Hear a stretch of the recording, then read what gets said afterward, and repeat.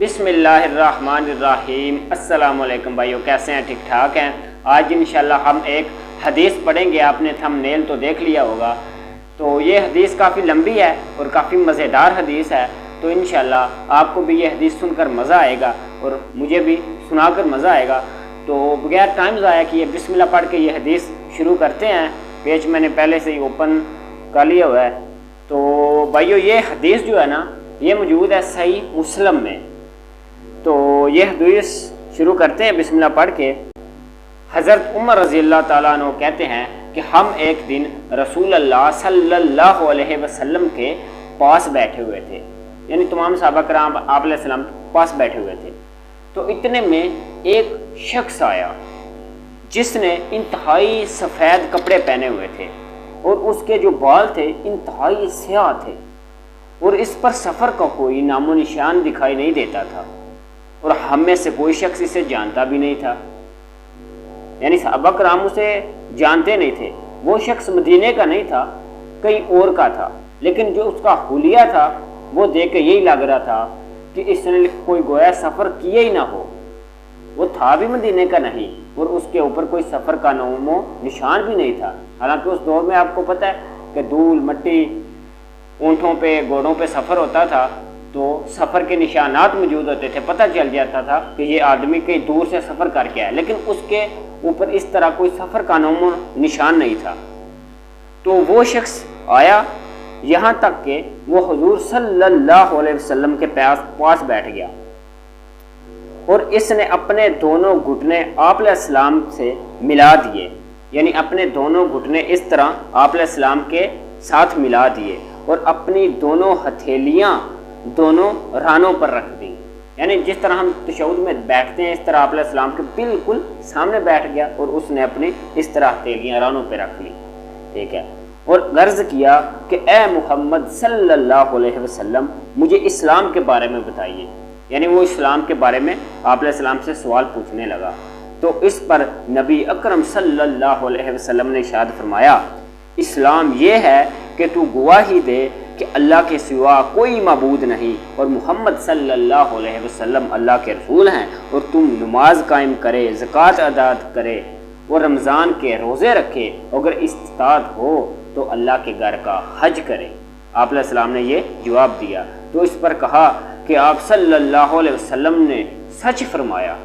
تو حضرت عمر رضی اللہ تعالیٰ عنہ کہتے ہیں کہ ہمیں تعجب ہوا کہ خود ہی سوال کرتا ہے اور خود ہی اس کی تصدیق کرتا ہے، یعنی پہلے اس نے سوال کیا اور جب آپ علیہ السلام نے جواب دیا تو خود ہی کہنے لگا کہ یا رسول اللہ، آپ نے سچ کہا، ٹھیک ہے۔ اس کے بعد اس نے آپ صلی اللہ علیہ وسلم سے ایک اور سوال کیا۔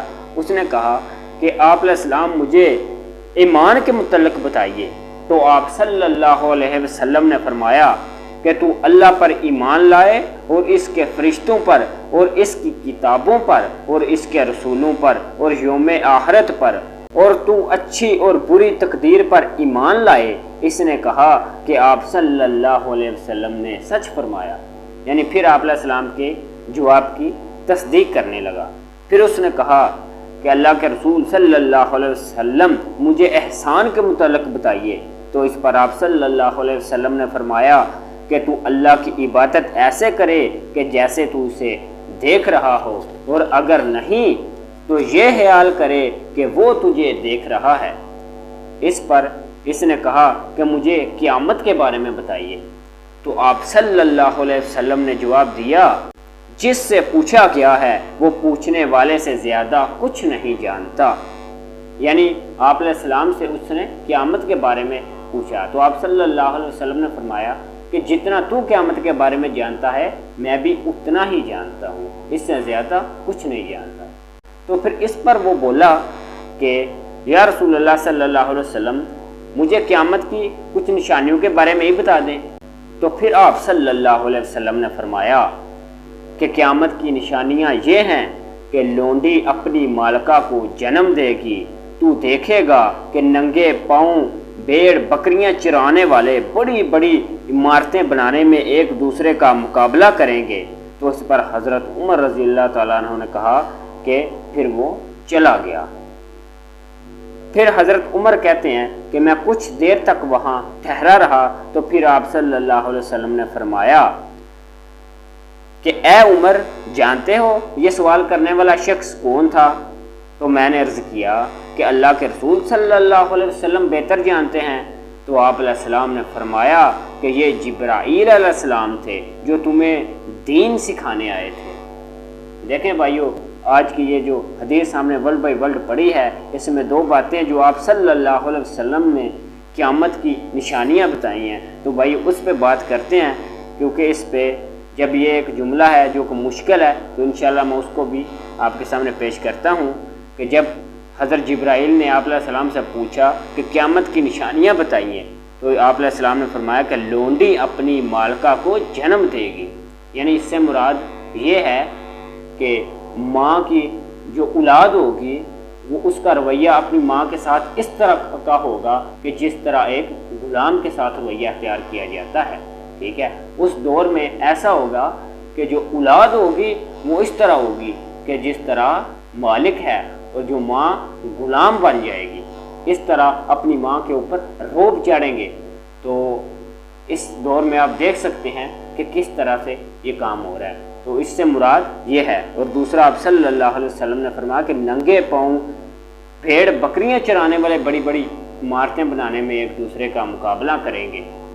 تو بھائیو، جیسا کہ آپ جانتے ہیں کہ دبئی حکومت نے جو ایک دنیا کی سب سے بڑی عمارت تعمیر کی ہے جسے برج خلیفہ کے نام سے جانتے ہیں، تو بھائیو آپ ان لوگوں کی ہسٹری نکال کے دیکھ لیں، ان کا پیشہ یہی تھا، بھیڑ بکریاں چرانا۔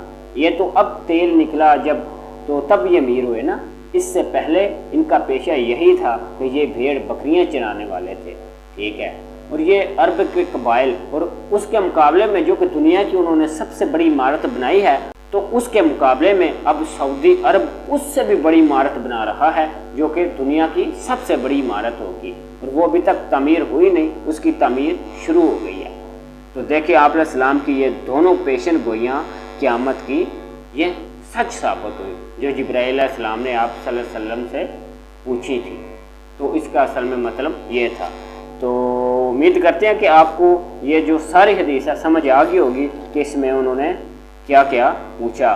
جبرائیل علیہ السلام آئے، انہوں نے آپ صلی اللہ علیہ وسلم سے اسلام کے بارے میں پوچھا، ایمان کے بارے میں پوچھا، احسان کے بارے میں پوچھا، اور آپ علیہ السلام سے قیامت کے بارے میں پوچھا۔ تو یہ پوری حدیث ہم نے پڑھ لی ہے، اب میں نے بک رکھ دی ہے۔ تو اللہ تعالیٰ سے دعا کرتے ہیں کہ اللہ تعالیٰ ہمیں قرآن و سنت پڑھ کر اور سمجھ کر اس پہ عمل کرنے کی توفیق عطا فرمائے۔